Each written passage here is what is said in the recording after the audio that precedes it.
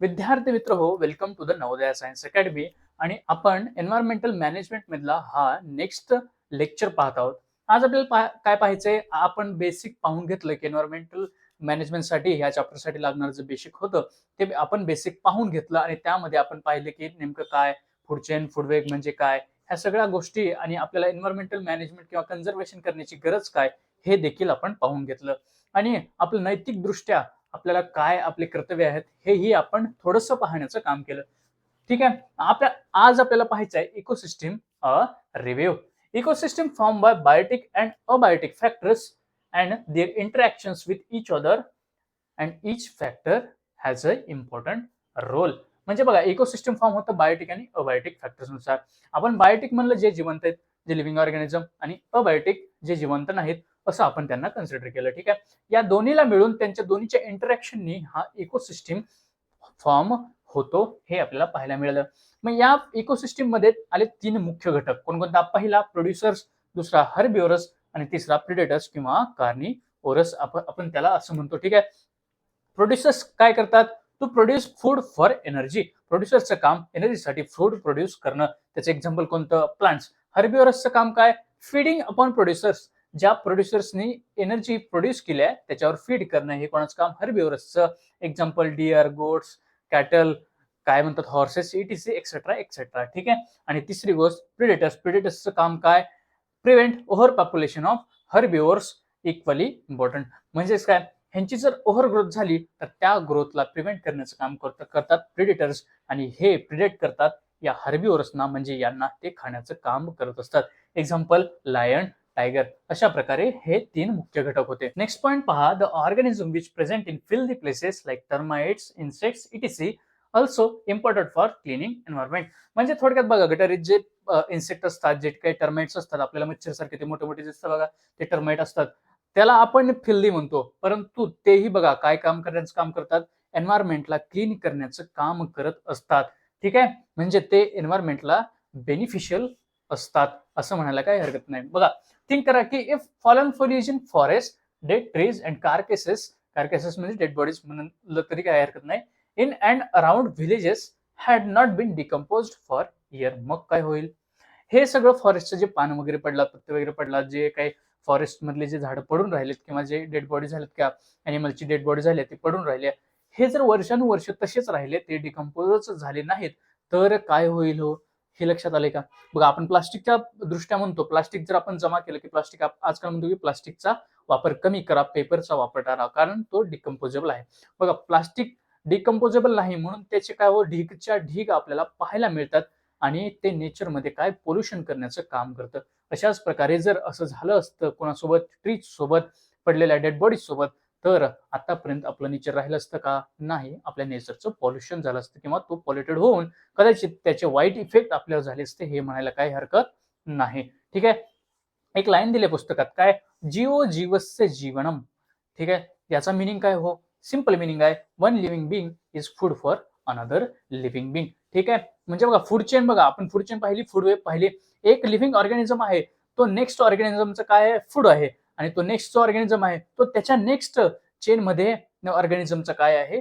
Food आहे. म्हणजे एक जी लिव्हिंग गोष्ट आहे ती दुसरी लिव्हिंग गोष्टची काय आहे? फूड आहे असं म्हणलंय. ठीक आहे. नेक्स्ट पॉईंट दिलाय तुमच्या एक बुकमध्ये, एक काय दिलाय, टेबल दिलाय, तो कम्प्लीट करायला तुम्हाला सांगितलंय. ठीक आहे. तो टेबल कम्प्लीट केला तर तुम्हाला सगळी इकोसिस्टम तुम्हाला समजून येईल, म्हणून आपण तो टेबल कम्प्लीट करण्याचं काम केलंय. ठीक आहे. टेबलमध्ये बघा दोन प्रकार पडले, एक अबायोटिक कंपोनंट्स, दुसरे बायोटिक कंपोनंट्स. ज्या इकोसिस्टमला ते दोघं बनवण्याचं काम करतात त्याच कंपोनंट्सला आपण इथं डिस्क्राईब केले, काय? अबायोटिक कंपोनंट्स आणि बायोटिक कंपोनंट्स. अबायोटिक कंपोनंट्स मध्ये आता काय काय आले मग? Physical factors and chemical factors. ठीक आहे. फिजिकल फॅक्टर्स मध्ये काय काय? एअर, वॉटर, वेपर, मिनरल, सन, सॉइल किंवा सनलाइट. अशा प्रकारे हे आले फिजिकल फॅक्टर्स कोणामध्ये? बायोटिक कंपोनंट्स मधले. पण केमिकल फॅक्टर मध्ये परत त्याचे सबटाइप्स पडले, काय? इनऑर्गॅनिक सबस्टन्सेस आणि ऑर्गॅनिक सबस्टन्सेस. इनऑर्गॅनिक सबस्टन्सेस मध्ये कोण आलं? Hydrogen, oxygen, nitrogen, calcium, iron, sodium, potassium इत्यादी इत्यादी. ठीक आहे. आणि ऑर्गॅनिक मध्ये कोण आलं? Proteins, carbohydrates, fats. हे झाले अबायोटिक कंपोनंट्स. पण बायोटिक कंपोनंट्स मध्ये आता कोण कोण येतं बघा? ऑटोट्रॉप्स येतात आणि हेट्रोट्रॉप्स येतात. ऑटोट्रॉपिक मध्ये कोण आले? प्रोड्युसर्स, आणि ते प्रोड्युसर्स कोण आहेत? Green plants. आणि हेटरोट्रॉफचे परत सब टाइप्स पडले कशामध्ये? अॅनिमल्स आणि डिकम्पोजर्स मध्ये. डिकम्पोजर्स मध्ये कोण कोण येतं? बॅक्टेरिया, फंगाय. आणि अॅनिमल्सचे परत 3 प्रकार काय? प्रायमरी, त्याला आपण हर्बिव्हर म्हणतो, जे की ग्रीन प्लांट्सला खाण्याचं काम करतात, म्हणजे प्रोड्युसर्सला खाण्याचं काम करतात. दुसरं सेकंडरी कार्निओर, जे की हर्बिव्हरला खाण्याचं काम करतात. आणि तिसरं टॉप कार्निओर, जे की कार्निओरलाही खातात आणि हर्बिव्हरलाही खाण्याचं काम करत असतात. अशा प्रकारे हा टेबल दिला गेला होता. नेक्स्ट पॉइंट आहे पॅडीचा, एक छोटासा पॅराग्राफ दिलाय बघा. इथेही तुम्हाला थिंक करायला सांगितलंय. ठीक आहे. पॅडी म्हणजे काय हो? भात. ती भात शेती कुठे होते? मोस्ट ऑफ द साऊथ इंडियामध्ये काय ही भाताची शेती केली जाते. मग ह्या भाताच्या शेतीवर काय होतो? अटॅक होतो. कोणाचा? ग्रासहॉपरचा. फ्रिक्वेंटली, म्हणजे नेहमी नेहमी हा अटॅक होत असतो. काय? ग्रासहॉपर त्या भाताच्या शेतीला खाण्याचं काम करत असतात. ठीक आहे. त्या ग्रासहॉपरला खाण्याचं काम करत असतो कोण? फ्रॉग, जे की त्याच शेतामध्ये असतात. आणि त्या फ्रॉगला खाण्याचं काम कोण करतं? स्नेक्स, जे की सेम शेतामध्ये असतात.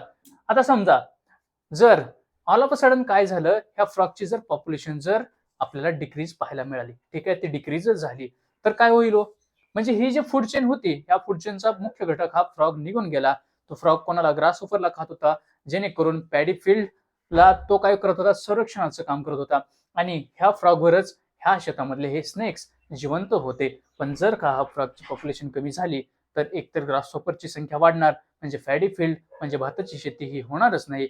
आणि ते जे स्नेक्स त्या फ्रॉगवर डिपेंड होते तेही मरून जातील. म्हणजे ही पूर्ण चेन डिस्टर्ब होऊन जाईल आणि तिथलं एन्व्हायरमेंट हे खराब होऊन जाईल, असं आपल्याला काय म्हणायला हरकत नाही. ठीक आहे. नेक्स्ट पॉइंट आहे relationship between environment and ecosystem. ठीक आहे. मग आता त्यांचं रिलेशनशिप एन्व्हायरमेंट आणि इकोसिस्टीमचं कसं असेल बघा. Physical, chemical and biological factors affecting the living organism in any possible way collectively called as environment. ठीक आहे. आता बेसिकली सराउंडिंग इन्क्लूड काय काय? Biotic, abiotic, natural and artificial factors. हे सराउंडिंग आपलं इन्क्लूड करत असतं. ठीक आहे. मग त्याच्यात दोन मेन टाइप्स मध्ये, एन्व्हायरमेंट मध्ये दोन मेन टाइप्स पडतात.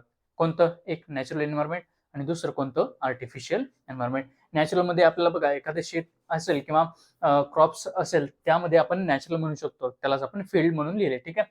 आणि दुसरं आर्टिफिशियल मध्ये बघा, आपण फिश पॉन्ड बनवतो, त्यालाच आपण आर्टिफिशियल एन्व्हायरमेंट असं म्हणतो. ठीक आहे. आता artificial environment also affecting natural environment directly or indirectly. बघा, नेचरमध्ये जसं असतं तसं जर आपण क्रिएट करण्याचा प्रयत्न केला, पण ते आर्टिफिशियली केलं, तर ते 100% नॅचरल एन्व्हायरमेंटवर डायरेक्टली किंवा इनडायरेक्टली काय करणार आहे? अफेक्ट करण्याचं काम करणार आहे. बघा, environment consist two basic factors, जे आपण टेबलमध्ये एक्सप्लेन केले. कोणकोणते? एक अबायोटिक आणि दुसरं बायोटिक. आता नेक्स्ट कन्सेप्ट आला ecology. Ecology the science that deals with the study of interactions between biotic and abiotic factors. म्हणजे बायोटिक आणि अबायोटिक फॅक्टर्स मध्ये जे काही इंटरॅक्शन होतं, त्या सायन्सला डील करण्याचं काम कोण करतं? इकोलॉजी करत असतं. आता इकोलॉजी मधला इकोसिस्टीम हा बेसिक फंक्शनल युनिट आहे. कोणाचा? स्टडी ऑफ इकोलॉजीचा. म्हणजे इकोलॉजीचा बेसिक फंक्शनल युनिट कोणता? इकोसिस्टीम. ठीक आहे. Environment consist many ecosystem. बघा, टोटल एन्व्हायरमेंट असतं, त्यामधला बेसिक फंक्शनल कोणता युनिट आपण म्हणला? इकोसिस्टीम. आणि ते इकोसिस्टीम, भरपूर साऱ्या इकोसिस्टीम मिळून एन्व्हायरमेंट बनवण्याचं काम केलं जातं किंवा बनवलं जातं. ठीक आहे.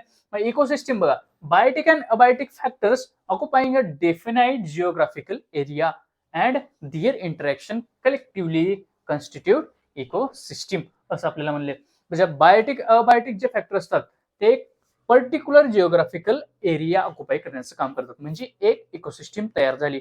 अशाच प्रकारे दुसरी इकोसिस्टीम, अशाच प्रकारे तिसरी, अशा प्रकारे चौथी, अशा प्रकारे अनगिनत इकोसिस्टीम ज्या असतात, त्यांना मिळून एन्व्हायरमेंट बनवण्याचं काम केलं जातं. बघा, एन्व्हायरमेंटल बॅलन्स मेंटेन्ड थ्रू. आता हे एन्व्हायरमेंटल बॅलन्स आपल्याला मेंटेन करण्याचं काम करायचंय. आणि ते मेंटेन कसं केलं जातं?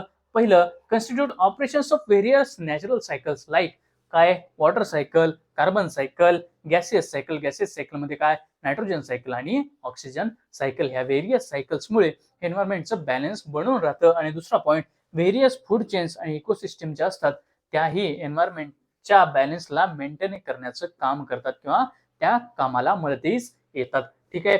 अशा प्रकारे हे होतं आजचं लेक्चर. विद्यार्थी मित्र हो, आता अभ्यास करायला सुरुवात करा. ठीक आहे. अभ्यास करा, खूप सारा अभ्यास करा आणि खूप सारा अभ्यास करा. ठीक आहे.